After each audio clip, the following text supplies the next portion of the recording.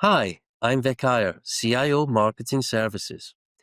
Businesses in financial services are facing increasing challenges when they call customers, an issue that is also affecting other industries such as retail, hospitality, and healthcare. The risks of fraud not only mean rising costs, they also inevitably make people less keen to answer calls. Organizations must go beyond merely verifying numbers to creating an experience where bad actors can be identified and blocked. In this CIO webcast with TNS, featuring IDC guest analyst Sam Abadir, we will discuss what businesses must do to minimize the damaging impacts of spoof calls. Later, we'll talk with Maury Monroe, Vice President Enterprise Sales at TNS. But first, Sam's going to give us some trends and insight into the topic. Welcome along, Sam, and look forward to hearing what you've got to share with us. Hey, thank you very much. Nice to be with you, Vic. Nice to be with you, Maury. Thank you. In financial services, we're facing a growing trust deficit in voice communications. Spoof calls are no longer just a nuisance or a reputational risk. They've become a critical enabler of high-impact fraud. And as attackers are impersonating banks and government agencies and other trusted platforms, they exploit one of the most direct and personal channels that we have to reach customers, and it's really a growing problem. IDC actually has surveyed banks about fraud, and if you take a look at this survey here, it shows what's at stake. Financial institutions ranked online payment fraud and retail payment fraud and mule accounts as their top concerns. And these aren't just digital issues anymore. They're increasingly initiated through voice-based social engineering or spoofing. They are the trigger that customers get manipulated into transferring funds, disclosing credentials, or unknowingly opening accounts for fraudulent use. Scams and fraudulent applications are also prominently featured. Again, spoofing is the big access point used to harvest identity data or to fast track illegitimate account creation.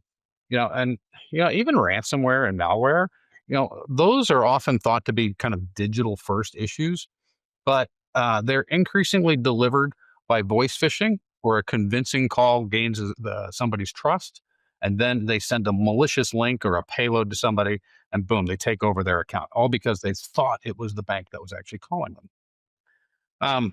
So I have this data. I actually sliced it a little bit differently. If we look at the next slide, we see what spoofing tactics and fraud tactics are worrying different banks by each size, right? So mid-sized banks are seeing spoof calls drive payment fraud.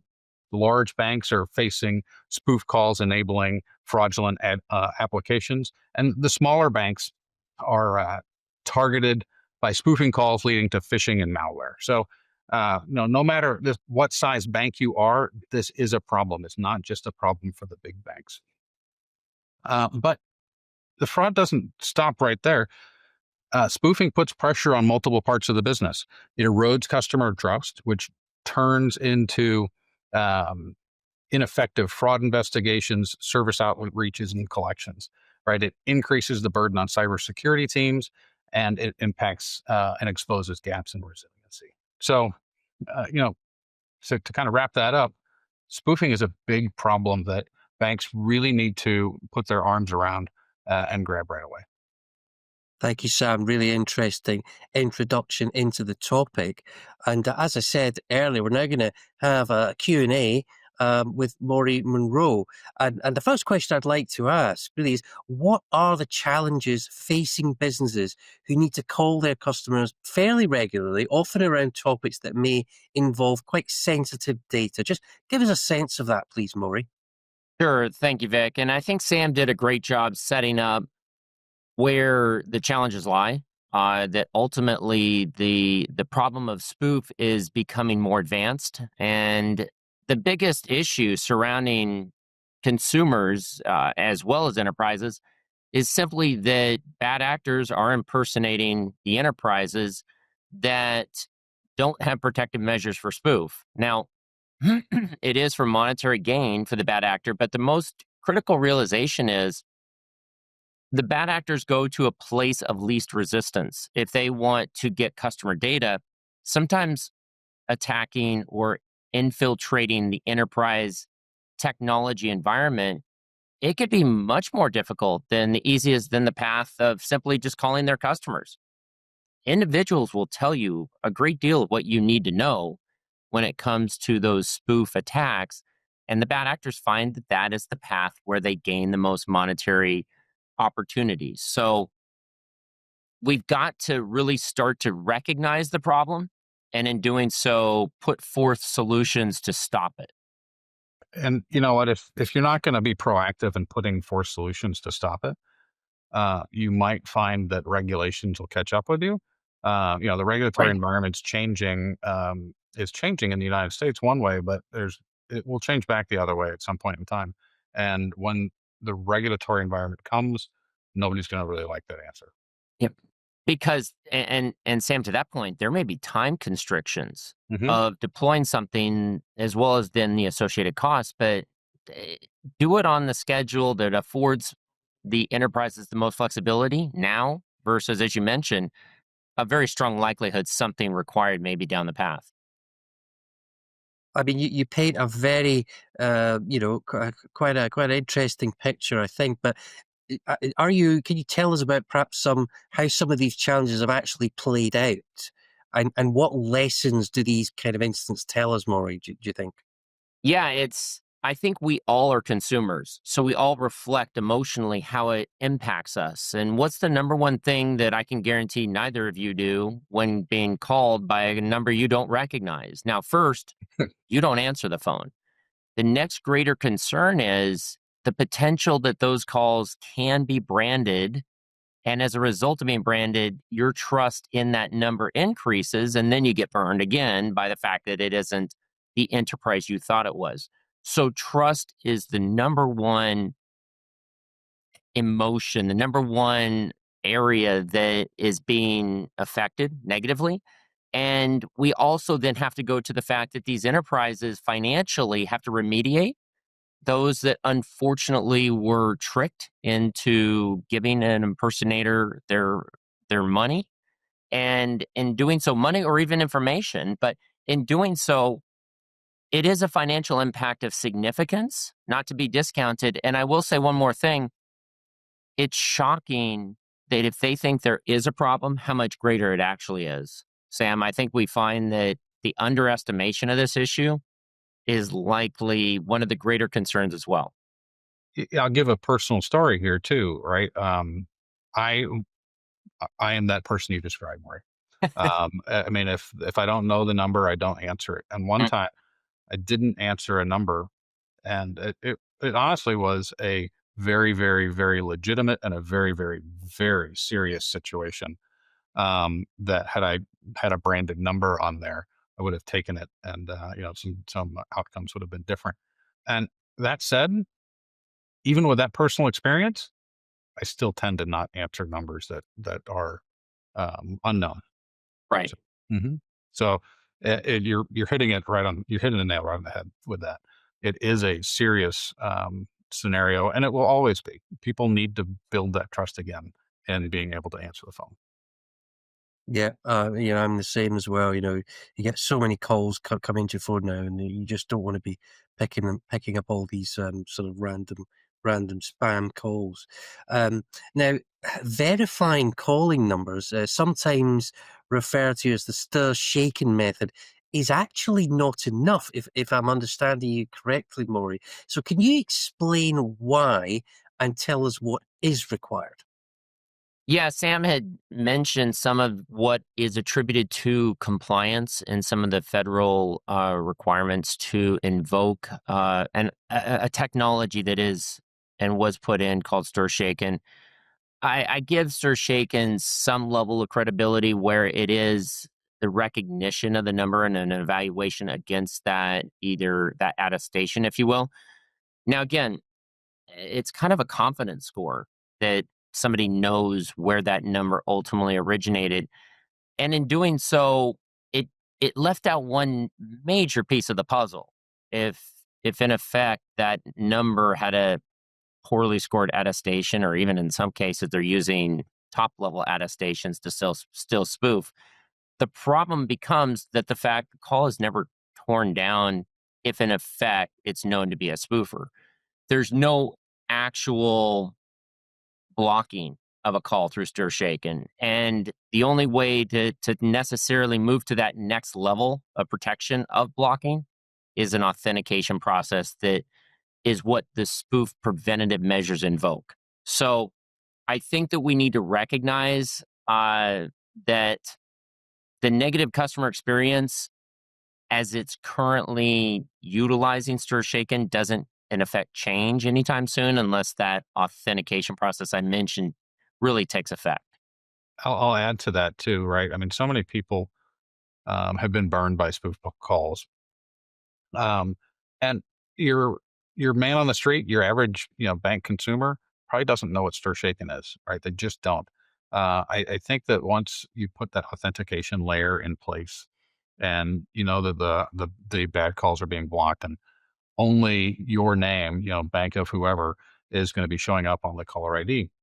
Um, that's actually a marketing advantage, and you need to explain this to your customers so they actually know, because you are taking proactive steps that need to step out of the IT department and into the marketing department, so you're helping your customers trust the phone call. And Sam, I think you witness, and we all probably have been notified by a bank of ours that they are experiencing the spoof uh, calls to their customers, and to be cautious, trying to make you aware. What if that same message, or what if a message of that similar nature was sent out to say, we got you covered. We have deployed a solution. And guess what?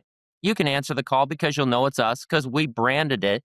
And in addition to the branding, we authenticated the call to make sure it could only come from us.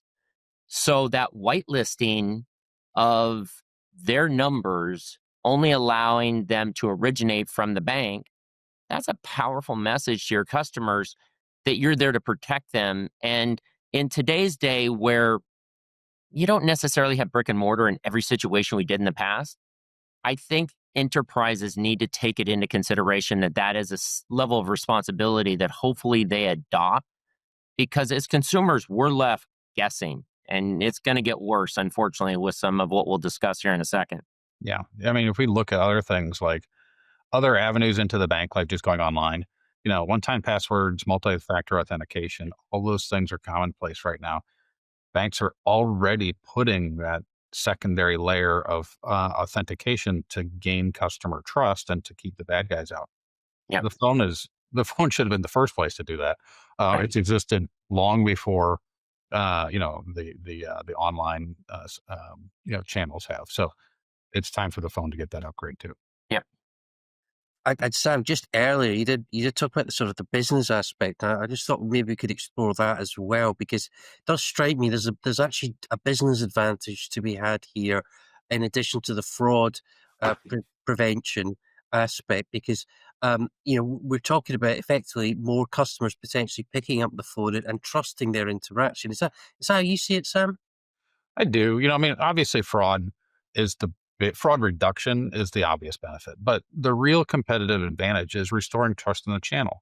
And if a customer believes that a call is genuine and secure, they're more likely to engage. And that means fewer abandoned calls, better service adoption, stronger brand reputation.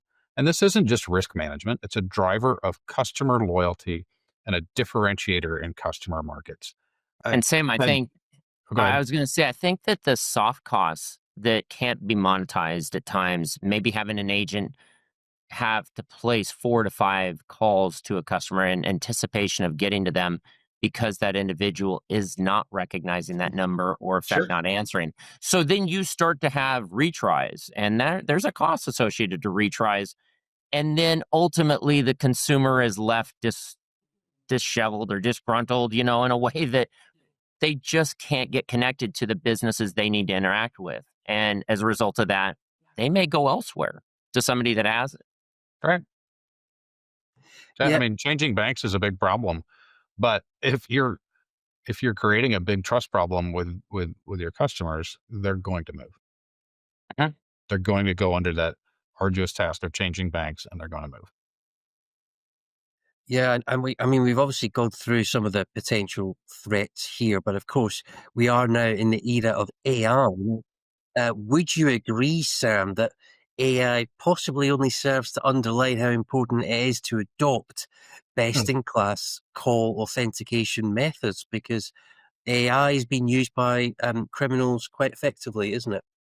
Yeah, AI is one of the most revolutionary things um, of our lifetime. It really is, and it is. We can do so much good with AI, but now we can also do so much bad with AI. It's out of the data scientists' hands.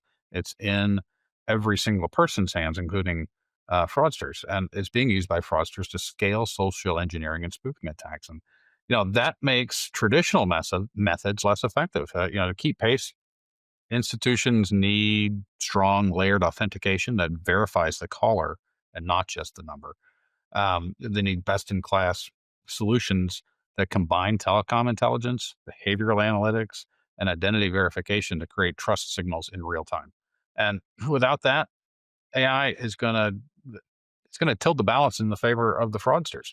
We need to be keeping out of this. And I think, Sam, in some of the social engineering capacities to assimilate large amounts of information quickly to create possible candidates to then assault, if you will, at an AI level. Mhm. The bad actors are very proficient with very charismatic approaches to soliciting the unsuspecting. And that is probably an element that, with having all of our information out there, to the extent that we can control or can't control, you're adding to their ability to continuously try to trick you. And in doing so, the enterprises that we've been discussing can prevent a large level of that behavior to connect with consumers. But also, enterprises need to understand they themselves can be duped. So it just goes in both directions, and there's a lot of discussion in how to address this, but the consumer problem is certainly first and foremost. Yeah, it's going to be a major issue, as you say, Sam. Amazing opportunities coming from AI, but definitely some serious challenges to overcome. It's been a great discussion, and I think we've really learned and understood just what a major challenge this is and how important it is to get it right. I Mhm. would like to give you both a chance. Just give us some final points, some final takeaways that you think, what are the most key points you think our audience need to leave this webcast with? And perhaps, Sam, you could start. Sure, I'll give you 3 quick points. First, treat the voice channel as a critical part of the digital customer journey and not as an afterthought. The second one, align authentication methods with regulatory and fraud trends. Expectations are only going to be growing. So, make sure you're aligning them to both of those. And third, think of call authentication as a way to grow business and not just reduce losses. Secure interactions build trust, and trust builds revenue.